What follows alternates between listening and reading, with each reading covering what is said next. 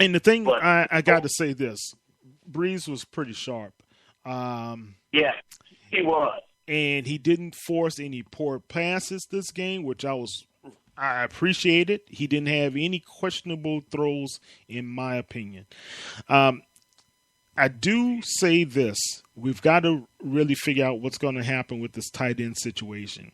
Josh Hill left the game, and he had like a lower leg injury as well. So that meant Kobe Fleener played most of the game. Now, Kobe Fleener is not a good blocker, not like Josh Hill is.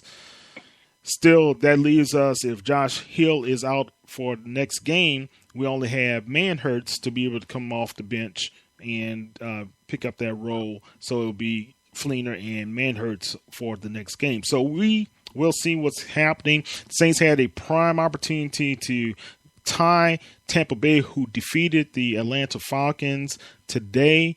That was a good win for Jameis Winston. He threw for 4 touchdowns in the Bucks victory over Atlanta. They defeated them 31-24. He really did a really good job. He did have 1 interception, but that was a prime opportunity to at least go 1 game up over the Carolina Panthers.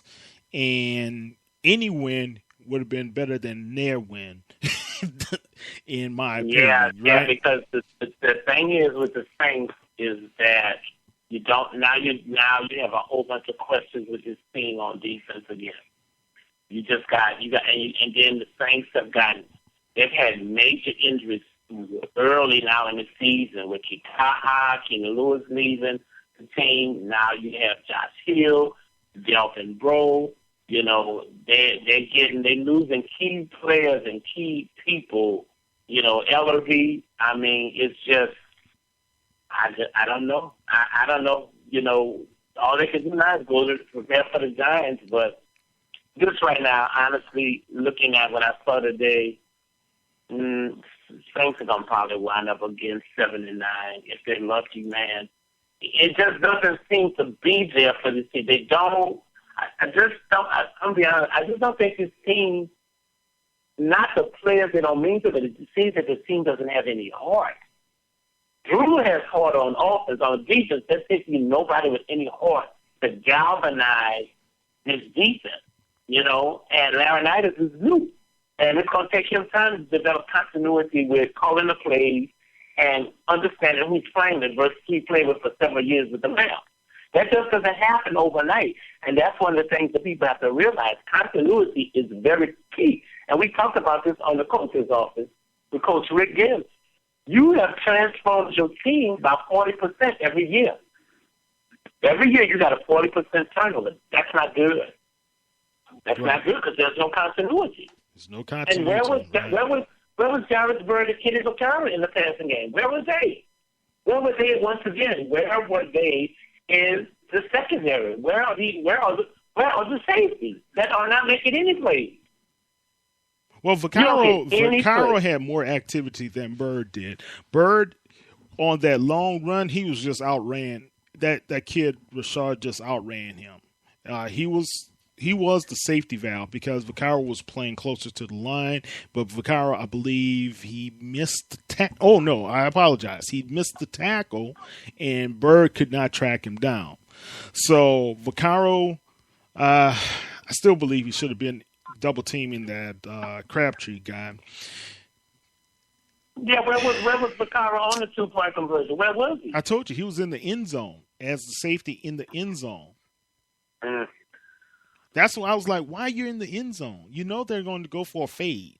It's going to be a fade to Cooper or to Crabtree, and he went to Crabtree. Now Crawley played as well as he could, but Crabtree just made a great one-handed catch away from Crawley.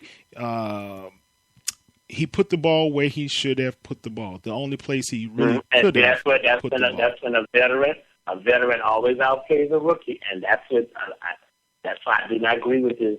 A whole secondary full of rookies because veterans always know how to outsmart you. But I'm going to bring something up. I'm going to bring something up, something I've been saying for the past 3 years. Who was doing the play calling?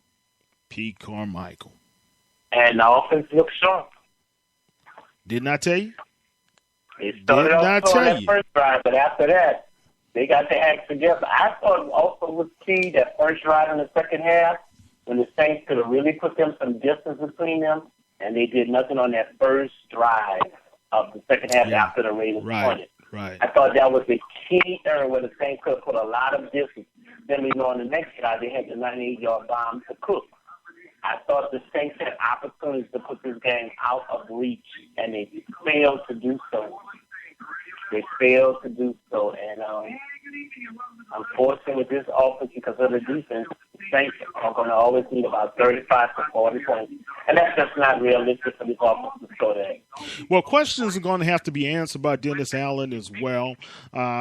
We know for the past couple of seasons, Rob Ryan's old defense was anemic, and they gave up big plays over and over. It seemed like these guys were doing fine up until the third, fourth quarter, and they started giving up the big plays as well. So can we be able to turn the tides against the New York Giants? We shall see. We will discuss more about the New Orleans Saints as well as the upcoming game with the New York Giants.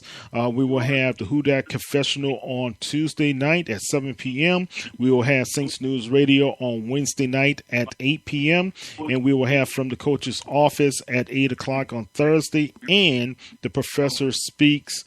Well, this Friday we may have to do a taping of it. So we'll just talk a little bit more about what's going to happen, Professor, and hopefully our boys can be able to turn it around. Hopefully Sean Payton and these guys can be able to figure out how to be able to bring in some help if Delvin Breaux is going to be out for any period of time. Maybe we can have a reunion of Keenan Lewis. I don't know. I'm just saying. Oh, man. I don't. I'll be honest with y'all. You know, I don't ever try to sugar. I don't feel that. I feel this team is going to be competitive, but I don't feel that this team have enough playmakers on defense to have anything significant. What concerned me, man, is the fact our supposedly best player on defense, Cam Jordan, was a non-factor in this game. Janikowski made the play of the game also, too, with that kickoff from the 20 and kicked that ball real deep.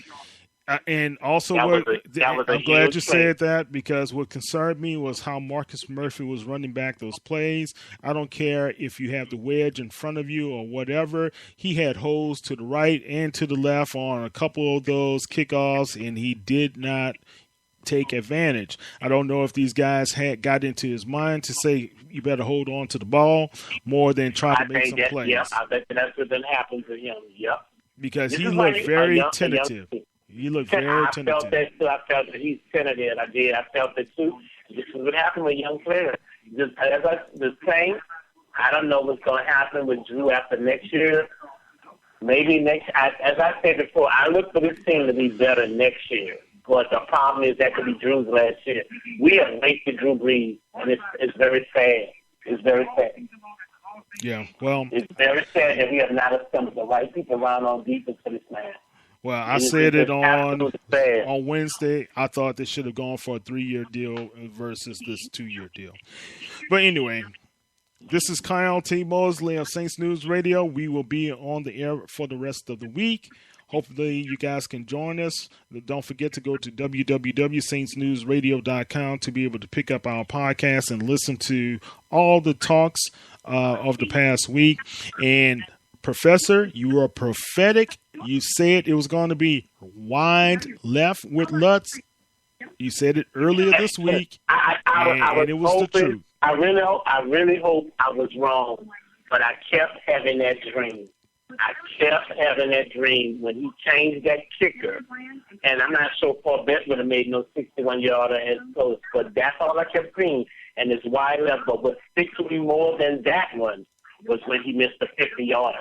When he missed that 50-yarder, wide left as well. They're going to those points are going to come back to haunt them. Right. And they did, And so speaking of prophetic, if y'all want to join us tonight on Saints Fans, you need prayer.